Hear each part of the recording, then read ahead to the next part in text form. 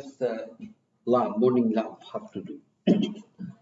This is a bevel spring. You're given dimensions here, you're given the thickness, and you're asked to use the most appropriate element to find the stiffness of this spring. This is a spring, essentially. You apply a load, it's going to deflect, right? So it is a spring, fancy spring. Now, to find the stiffness, all you have to do is you apply a load here and find out how much deflection you have, and you just divide the two. That's going to be the stiffness, okay? But here I'm saying use the advanced meshing tool, get a fancy mesh, but only use a 40-degree setting, okay? So this is the problem for group 1 or the morning lab. Let's go ahead and do that.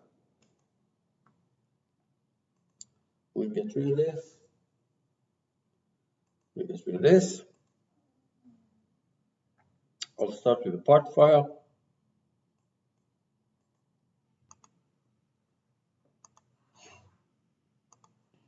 I'm not going to save anything. I suggest that you stick your saving of the parts analysis very systematically because you're going to have to do that on the test. So on that plane, on that vertical plane, I will sketch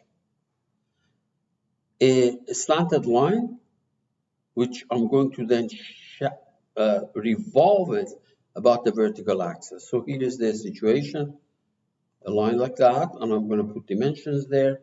So dimension from here to here, you're told is 0.75, actually 0.5, I believe. R1 is 0.5, yeah, that's R1. So this should be 0.5, okay? And dimension from here to there, that's going to be 0.75. And the dimension from here to here, but the vertical dimension, right-click vertical dimension, is going to be 0.3. So what you see there, 0.3 inches, what you see there is actually the cross-section of this thing, okay? Now, exit, and we want to not extrude, but revolve. Revolve that thing, see, revolve that sketch, right-click, Z-axis. I don't want to go all the way to 180 degrees. I want to go to 40. It's on purpose. Okay, let me hide this. Hide that sketch. All right. Now, we're going to apply material to this thing. I believe that you're told that this is made out of steel. Okay, so we're going to apply material. I don't have to join it, by the way, because of the way I've done it. This does not require a join. It's going to mesh as needed. Okay. Steel. Okay. And then okay. Again, did I put the steel on? Oh, maybe I didn't. Let's try it again. Apply material. Steel on that part. And then say okay. Yeah, it's right there. Okay. Now, I made it 40 degrees on purpose because I want to use the coordinate system up here later. Okay, well, I can do that now. So I'm going to now see this edge happens to be in the vertical plane, in the YZ plane. So I have no problem with it. But the back edge, this edge in the back, is in none of these planes. So I'm going to create a local coordinate system. And this is done in tools. Remember, it's done in tools. Tools. If you don't have the tools, let me close this thing for a second. Suppose you didn't have this. You couldn't find it here. You can put the cursor on the right margin and look for tools. Because I closed it, let me see if I can find it. You scroll down until you find tools. Right there, tools. And it's going to come back. Anyway, the axis system is right here. This point, I want to put the origin there, but I want to rotate this thing about the z-axis by 40 degrees. So I'm going to say, okay, more Now I want to choose these, but the way it is, I have to say OK, and then double click on it, and probably say more. Now I can rotate it. So this is going to be cosine of 40 degrees. The cosine of 40 degrees is something like that, 0.76604, 76604.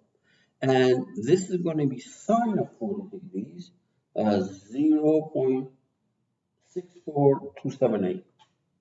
64278. So notice that what happens when I say, okay, this is going to rotate, right? And if you look at it from the top, you can see that this back edge happens to be in the y-z plane of this rotated coordinate system. And I'm not going to use current because I want to stick to my original global coordinate system. This is whenever I need it, I'm going to use it. Say okay. Good. So now we're going to go to advanced meshing tool because you're asked to do advanced. Go to advanced meshing tool and use the surface measure. Click on that. It's static analysis we're doing. Here's the surface measure right there. You click on it. You select that, and you have linear, parabolic. Now remember, this thing was 0.3. This whole height was 0.3. So let me actually make this thing 0.03. And zap it. Zap it means mesh it. There we are. You say okay. So you can see that if you don't like it, we can make it bigger, okay, or smaller elements. It doesn't really matter. And then we exit. I'm happy with this. By the way, if you want to see this mesh, right click, put the cursor here, right click, and say update all meshes. Uh, yeah, so update me. You can see that it's already there. So we're going to, the next step is we go back to generative structure analysis.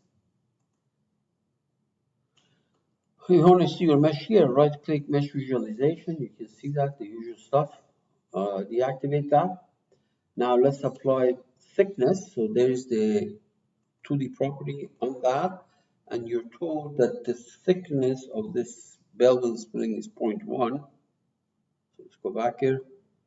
It's 0.1. Okay, good.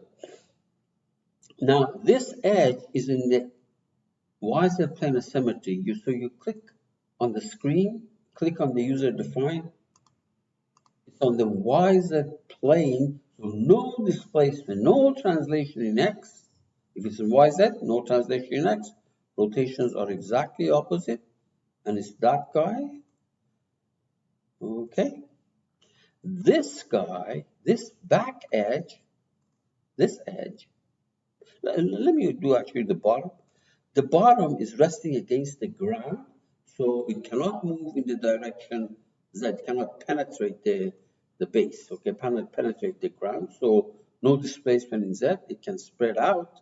It can move in X and Y direction if it wants to, but not through the ground.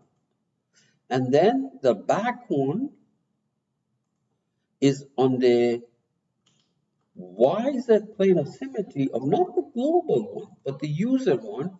And it says, well, where is the coordinate system? Is this one. And if it's in the YZ plane, no displacement in X, rotations opposite. And we say, okay. All right, we're almost done. Now, I want to find the stiffness. So what I need to do is to put a load here. On that, for example, see, on that edge, I put a load, find the deflection, and divide that load by that deflection. And I want to show you how what's going to happen here. Here's the load, distributed load, on that face, on that edge, not face, on that edge, in the direction Z. So let's say we put minus, I don't know, 100, something like that, 100 pounds. Yes, you see that? Hopefully it is in the global direction. I'm pretty sure it is. Yeah, the global direction. Good. Now, let's run it. Let's run it.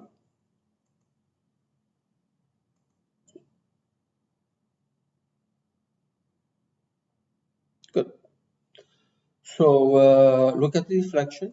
Deformation looks like this. Displacement looks like that. Change the color. Use the rendering like that. This is supposed to be, when you think about it, because it's a circular thing. All these uh, bands should be circular, but on the top I have a problem. So let me show you how to fix this. You can get an estimate of estimate of your stiffness, but you know there's something wrong. This is supposed to be nice circular, and the reason is this. So let me go out here. Let me go out here and delete that load. Delete that load. Instead of putting a load, a force on that edge, I'm going to use this guy. See that? It says load line force density. You click on it, you click that edge, it says, what is it? So let's say I put 100 inches, 100 pound LBF per inch. 100 pounds per inch. If you want, I can put 1 pound per inch. It really doesn't matter. So instead of putting a force there of 100 pounds, I'm going to put it as a line force density and run it again. You will see how the pattern of displacement will look like. Okay, right there. So let's go ahead and double click on it. Look, that's the way it should be. Now, if you want to know what is the stiffness, you need to know how much force you apply. It's very easy because you said 100 pound per inch. You know this angle, you know the radius. You can actually find that length and multiply it by, whatever force you put, 100, and then divide it by that number. You're going to get your stiffness. But let me show you a different way of doing this. Why don't we go and create a reaction sensor to find this force instead of you doing it in your head, multiply by radius, take a 40-degree sector, etc. You can go and say create resultant sensor, reaction sensor. Remember that restraint which fixed this and did not let it penetrate the ground was actually, I think it was the second one, right? Right there, second one. And then you say update result, there it is. This is how much force the ground is tolerating. 34 points, 34, 30.4, 30.4, 34.9 pounds.